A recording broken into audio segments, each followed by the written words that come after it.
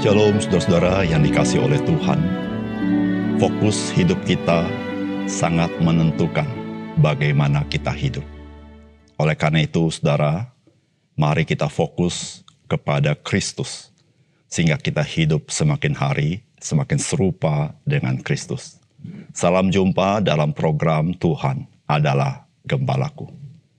Sebagai orang percaya, kita diselamatkan dari kebinasaan kepada kehidupan yang kekal.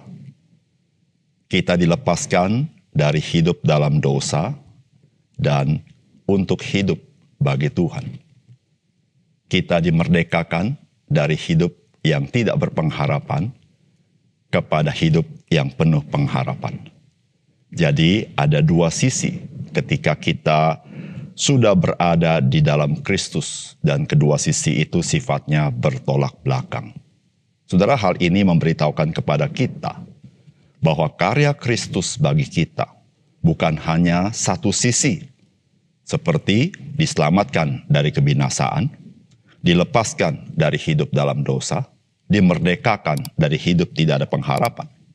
Saudara, kehidupan beriman tidak cukup kita hanya tidak berbuat dosa atau menghindar berbuat dosa, melainkan kita harus berbuat baik dan sengaja melakukan kehendak Allah setiap hari.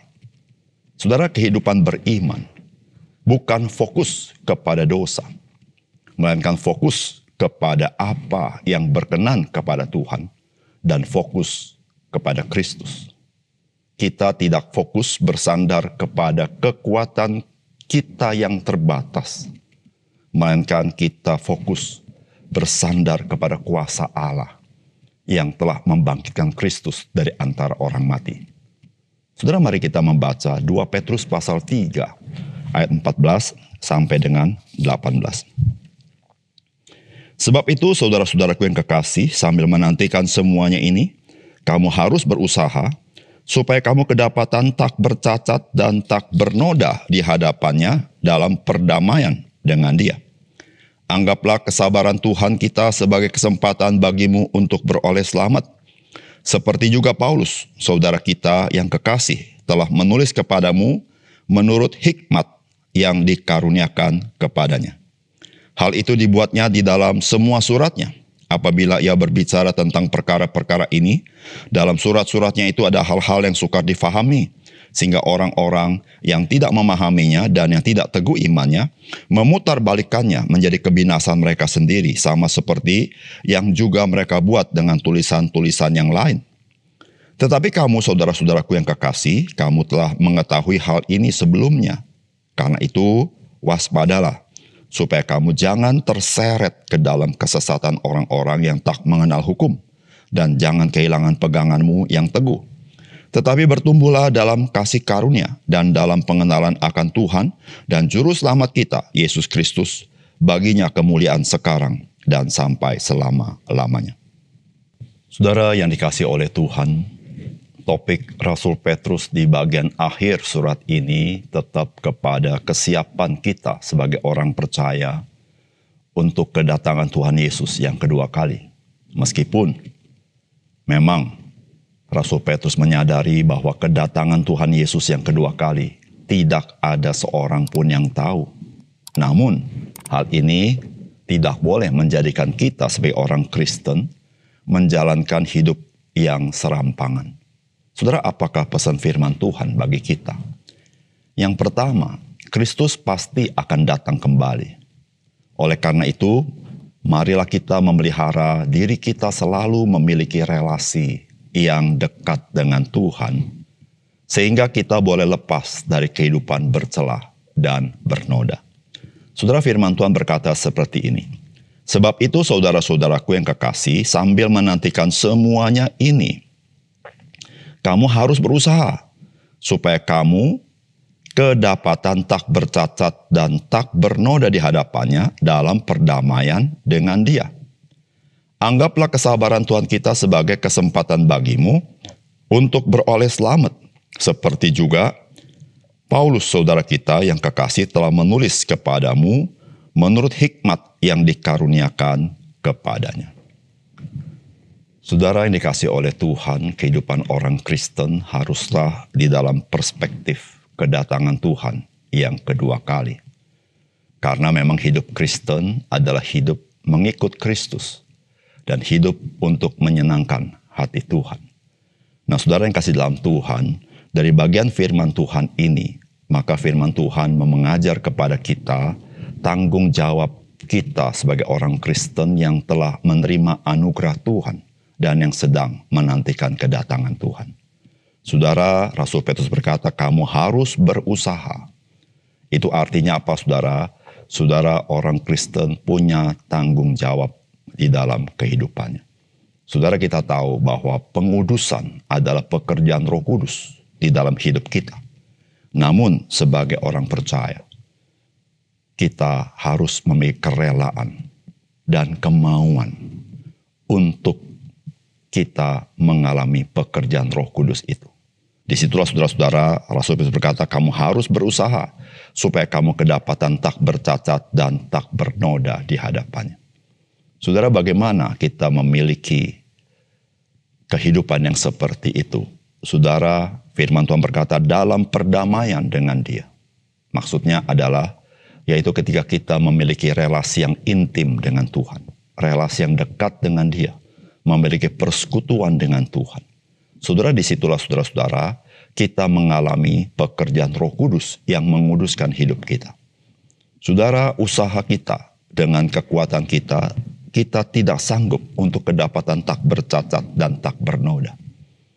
Lepas daripada Kristus, lepas daripada persekutuan dengan Tuhan, saudara, kita tidak lebih hidup di dalam kedagingan kita dan keduniawian kita. Oleh karena itu, saudara, jikalau kita adalah orang-orang Kristen yang menanti-nantikan Kristus datang kedua kali, maka saudara, kita harus menjadi orang Kristen yang tiap-tiap hari memiliki persekutuan yang erat dengan Tuhan. Karena ketika kita erat dengan Dia, hidup kita dikendalikan oleh Roh Kudus. Dan kita tahu, saudara, buah Roh Kudus akan dihasilkan dalam hidup kita. Saudara, mari, bagaimana kita mengusahakan supaya hidup tidak bernoda, tidak bercacat? Kita berusaha untuk hidup dekat dengan Tuhan. Membayar harga, mendisiplinkan diri, sehingga dengan demikian, saudara, hidup kita mengalami pertolongan dan penyertaan Tuhan. Yang kedua, saudara, bertumbuh di dalam kasih karunia dan pengenalan akan Tuhan Yesus merupakan kehidupan yang tidak terseret oleh kesesatan dunia ini. Saudara, firman Tuhan berkata, hal itu dibuatnya dalam semua suratnya. Apabila ia berbicara tentang perkara-perkara ini, dalam surat-suratnya itu ada hal-hal yang sukar difahami. Sehingga orang-orang yang tidak memahaminya dan yang tidak teguh imannya, memutarbalikannya menjadi kebinasan mereka sendiri, sama seperti yang juga mereka buat dengan tulisan-tulisan yang lain. Tetapi kamu, saudara-saudaraku yang kekasih, kamu telah mengetahui hal ini sebelumnya. Karena itu waspadalah, supaya kamu jangan terseret ke dalam kesesatan orang-orang yang tak mengenal hukum, dan jangan kehilangan peganganmu yang teguh, tetapi bertumbuhlah dalam kasih karunia dan dalam pengenalan akan Tuhan dan Juru Selamat kita, Yesus Kristus. Baginya kemuliaan sekarang dan sampai selama-lamanya. Saudara yang dikasih oleh Tuhan, kita harus hidup dengan iman yang teguh supaya kita tidak terseret oleh arus dunia ini. Saudara, bagaimana kita sanggup mengatasi arus dunia yang begitu dahsyat yang selalu berada di sekeliling kita, yang selalu kita dengar, kita saksikan, kita alami tiap-tiap hari. Saudara, firman Tuhan mengajarkan kepada kita satu-satunya cara bagaimana kita tidak disesatkan oleh dunia ini, maka kita berkata, mari kita bertumbuh di dalam kasih karunia dan pengenalan akan Tuhan Yesus. Saudara, inilah satu-satunya yang membuat iman kita teguh berdiri. Saudara, kita harus bertumbuh di dalam kasih karunia Tuhan kita Yesus Kristus. Artinya, saudara, mari kita semakin hari semakin bergantung kepada kasih karunia Tuhan. Jangan kita semakin hari semakin berpusat kepada kekuatan diri kita sendiri. Jangan kita semakin hari semakin bergantung kepada materi yang kita miliki. Jangan makin hari kita semakin bergantung kepada kesuksesan kita, kepada kepopuleran kita, kepada kepintaran kita, dan lain sebagainya. Saudara, kita jikalau tidak berjaga-jaga, kita bisa mengalihkan fokus hidup kita atau prioritas hidup kita tidak lagi kepada kasih karunia Tuhan kita Yesus Kristus, tetapi kepada kekuatan kita, kepintaran kita, kemahiran kita. Saudara, ketika kita beralih dari kepada kasih karunia Tuhan Yesus, maka kita cenderung akan terseret oleh dunia ini. Namun bukan itu saja, kita harus bertumbuh di dalam pengenalan kita akan Tuhan Yesus. Saudara, pengenalan di sini bisa berarti pengetahuan, yaitu dari firman Allah. Kita mengetahui, mengenal Yesus Kristus, siapakah Dia. Namun pengenalan juga bisa berarti yang lebih dalam, yaitu kita memiliki persekutuan dengan Kristus karena pengenalan kita dari firman Tuhan.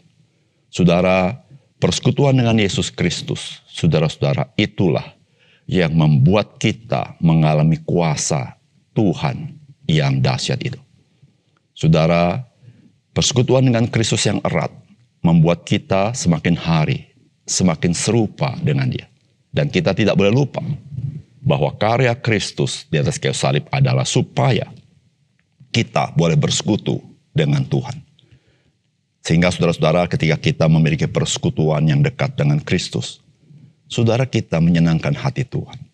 Saudara, tidak ada cara lain bagaimana saudara dan saya boleh hidup sebagai orang Kristen, kecuali saudara bertumbuh di dalam kasih karunia Tuhan Yesus dan pengenalan akan Tuhan Yesus.